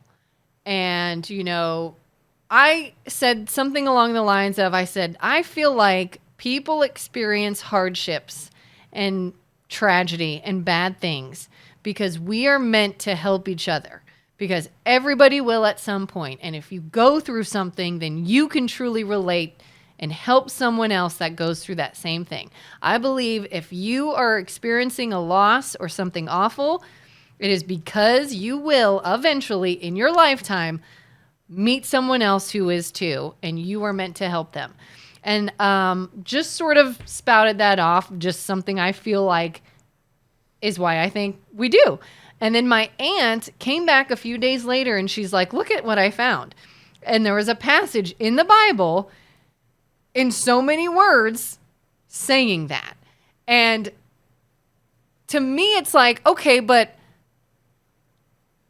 depending on your religion and your religious beliefs, some people said, oh, that's the Holy Spirit told you that. Maybe, I don't know. Maybe it's just a law of being a good person and helping people and trying to find a way for all of us to help each other and coexist. So what would you say to that example? And if someone was like, well, anybody could think that. That's just science. That's just whatever. It's just, like you said, to me, that is the search of something else that is giving us these experiences and causing these change. Yeah, it's still very egocentric, and the curiosity and exploration of spirituality is outside of ego. We want to think that an 8-day-old baby should live rather than die, right? Because in ourselves, we're think like, it's bad. Right. We think that's bad. That person should have lived. Well, that's egocentric, because what if that the part that 8-day-old baby had served its purpose on this plane of existence, right? And I'm going to go back to that. Okay, all right. You want before I go on, go ahead. Oh, well, it's interesting how I that's another thing that I sort of started seeing in things. Super quick story. Several years ago, a friend of mine had a little boy. He had leukemia. Long story short, he fought it. He lived to be about 3 and he passed away right before he turned 3, I think. And again, my first thought was to sort of go to this, oh my God, how could God do this? You bless someone with this baby, they fall in love with it, and then just to strip them, and not even of like a quick accident, his entire life was in a hospital, hooked up to machines, needles, sickness, suffering, the whole thing. So I started to try to just think about it a lot and pray on it a lot, and like something has to come from this. It can't just be we're alive and we suffer and that's it for no reason at all. And so what I did is I went back to that mentality and I said, I think we are supposed to help each other. We help each other with these hard things. His mother at the time, when he was in the hospital, wanted to hold a blood drive. And she had talked about the importance of blood. Her son had to receive a lot of blood in the hospital, and she talked about how life-saving it was and how it extended his life and it helped his quality of life and how important it is to give blood. She was going to have a blood drive and then ended up not being able to. It got canceled due to weather, and then her son passed, and she never got to do it. And I was like, I'm doing it. And she had moved away. We were in different states, but down south, I said, I'm having a blood drive in his name, and I'm going to tell everybody about this kid, and I'm going to tell everybody why we're doing this blood drive. And I started researching, like, one blood donor can save 10 people just by one person donating. And it wasn't a huge turnout. It was a real busy day for other people. Not a lot came. I think maybe 10 people came. And I kept thinking, 30 people lived because he was born. And that was my rationale. Is I'm like, oh my God, we could think, how awful is this? How tragic is this? How terrible is it? Or we can think, he was put on earth for 3 years. That was his whole game plan. And 30 people are still alive because of that. Yeah, absolutely. That's what my I'm saying. thing. Like when we go self-centered, is we project what we think those should happen. He should have had a full existence. So if you were in school and you had someone like in school, they just kind of pick you out when you're ready for your purpose. Like they grab you by the head and whatever. And most people get to the 12th grade and they pick you out and they put it there. But there's one dude that came in at kindergarten and they plucked him out and they took him right to their purpose. And you're like, what'd you do? You took 12 years away from this person? And they're up there like, no, he only had to be there for 1 day, and then he's ready to serve his purpose, and it's not really up to you to justify whether or not it was good enough purpose, because we put so much emphasis on the experiences here as if this was the playing field that we were all playing on, when the real job is after you leave here. So one day on, it's like, oh my goodness, like how'd you graduate so soon to the place that you should be for eternity? Yeah. And if you think about it, like we said, it's our definition of pain, of suffering. You know, sometimes I have to tell myself when we're grieving over somebody we lost or something terrible that happened, well, why do we feel grief? We feel grief because we loved them so much. And I would wonder if you ask anyone who was even in the thickness of grief, would you trade that feeling to have never had them ever and have never loved them? Because that's the only reason you feel so bad now, is you had the experience of them, and to you it was so great that the loss is awful. And even that to me is beautiful. It sucks going through it. It's awful, and nobody wants to do it. But if you think it's only awful because it was so good, would you give up the good to not have the awful? And there was no promise from Genesis that it was going to be great down here. It was the opposite. The promise was that we're fallible and it's going to be terrible, So be really good, and then you get to go to a place where you don't have all of these problems. But in all of the existence here is where you are forged, right?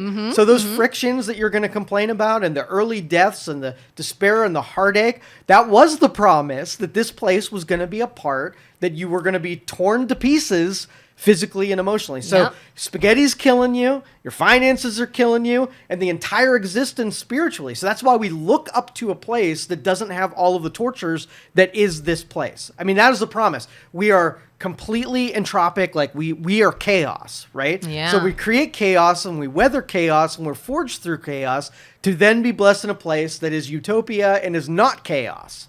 But that, I mean, when you get to the end, like I think about this all the time, right? I know. And It's can I exciting. find happiness if I just go to a place where all the turmoil is just non-existent, right? What does it even fathom? I 'Cause know. I'm even taking, It's like, but I'm taking Joe today, who's meant and purpose for dealing with the consequences of the real world, and I'm going to a place where it might not. It's not a physical body. It's not a human mind. It's not all of those restraints. So I cannot project myself this way into a place Yeah. like that. And that is what makes spiritual development so awesome, is there's so much literature and so much substance in what you can learn. If your job is to object to everything, then you'll learn nothing about it. There's no Yeah. hope in looking forward. Go ahead. I was just saying, I've even thought myself, I said, if we are all meant to spend eternity in a place that is nothing but sunshine and roses, is that going to get boring? Is that going to be like, okay, enough of this? We need some excitement. And then another thing, those near-death experience videos that keep saying is you don't see things the same way. You don't think the same way. You don't feel the same way. Things don't matter like they do here. And one person said, over there, wherever that is, and again, this is just somebody's account that may or may not have happened, but it's thought-provoking. They said when they crossed over or whatever, they felt love in a way that is physically impossible for us to feel. Our human body does not understand it. It's that intense. They saw color, and they said, and when I say color, I'm not talking about you look around, you see colors. Color so vibrant and so intense, our brains couldn't handle it, because this brain and our perceptions is not what you have over there. It is so much bigger than we can even imagine. So maybe it doesn't get boring. Yeah, see, the way that I picture it is that when you're released from human form and you just become energy for the rest of the universe, you become the fabric that you depended on during your lifetime, as you become the fabric for future generations. So when they say like people around us and whatever, it's because this universe was built on the energy and matter that you once inhabited, and you were just now, people are standing on you rather than, when you were standing on the people before you. And that's why you're connected with everything and you see everything, is because now you become part of everything. Do you believe people can feel the energy of things that were there before them? For sure. I mean, in this universe, it never goes away. So your energy just changes forms, and you don't become destroyed. You just become part of something else. What the part of, that's the true, mystery of all of this. And again, we use the texts of people who, remember, like everybody who was inspired to write the Bible and inspired to write the Quran. These were interpreters for things that they were experiencing and observing. So do you think, just like every scientist looks through the data, that they don't get every piece right? Some of it may have come from their own brain. They might have embellished something. They might have misinterpreted. But on the aggregate, when you look at the whole source of information, what do you see themes, no matter what religion start presenting itself? Like there might be part of doctrine that, Matthew wrote about something, was Matthew's lunch from yesterday, and wasn't really supposed to be part of the interpreted thing. So anybody who says it is in perfect form and whatever, I think that's bullshit. I don't think it is in perfect form, and I'm sorry if that's blasphemous. I'll break that rule if that's the one it is. I'm looking for truths that reveal themselves no matter who's in front of them. And there are some, when you read those things, you can say, okay, well, I can see how the observer picked up on something and they were looking as an unbiased observer, and they just detailed those enlightenments that hit them based on really truth-seeking. And I can take ones that were self-serving and said, the church was going like this and like, hey, I think we should tithe because God really wants your money, right? Mm-hmm, mm-hmm. If God wanted your money and he was in control of all things, he would get your money without having you forced to put it in a plate. He would think of nice, creative, hard ways to get your money, right? Rather than the church having access to all of your finances. I'm using that as an example. The church be hating me now. I know, I'm sorry. But I don't believe in those ones where it was like, that doesn't feel like it's a spiritual enlightenment. It feels like it was man-made because somebody really benefits from that 20%. Did you by chance, I sent it to you a while back and it was super long, so you probably didn't watch it. But there's a Joe Rogan interview I sent you of a guy, I think he's a writer, and I can't remember his name, and he had a near-death experience. And it was so interesting because he says, even though he had one, he is still agnostic. He's like, I don't believe in God. He's like, I don't believe in God because I can't just make myself believe something, is what he said. I'd love to. It sounds great. I wish I did. I just don't, and I can't make myself, so I'm agnostic. But he had these experiences, and he was talking about sort of finding support through people that have had NDEs because he went through it, and he didn't know how to handle it for a while, and it really messed him up for a while.